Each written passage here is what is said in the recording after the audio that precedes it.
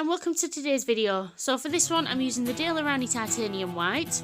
I've got two different reds. So the first one is the Pebeo Quinacridone Scarlet, and I'm using the Arteza Crimson Red with that. Then I'm using the Azo or Azo Orange from Amsterdam Acrylics.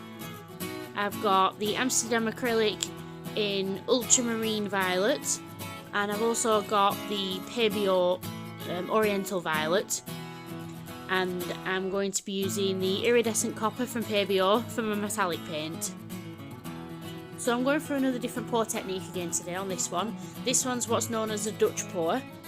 So as you can see, I've already laid down a base colour of white on my canvas, and I'm just going to start by layering the colours on top of each other. So once I've got all the colours laid on top of each other, how I want them, I'm going to go in with the white again, and I'm just going to put a nice line across the top and bottom of the colours, just like a nice puddle at each side.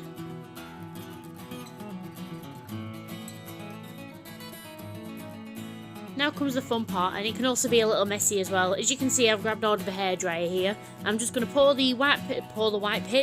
I'm just going to blow the white paint across the colours on either side, just to create like a blanket of white paint over the colours, and you'll see why in a moment.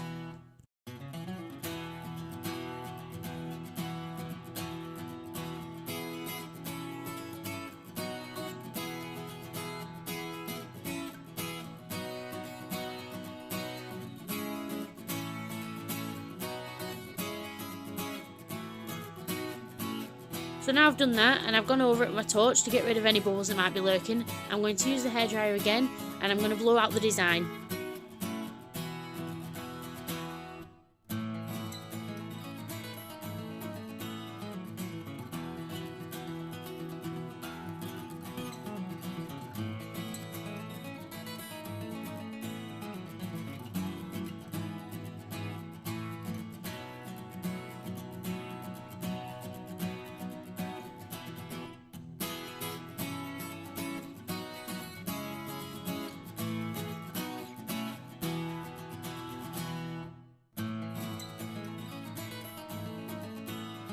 So as you can see, I'm done with the hairdryer now, and I'm just using my mouth to blow out any little bits I'm not happy with, just tweaking it here and there.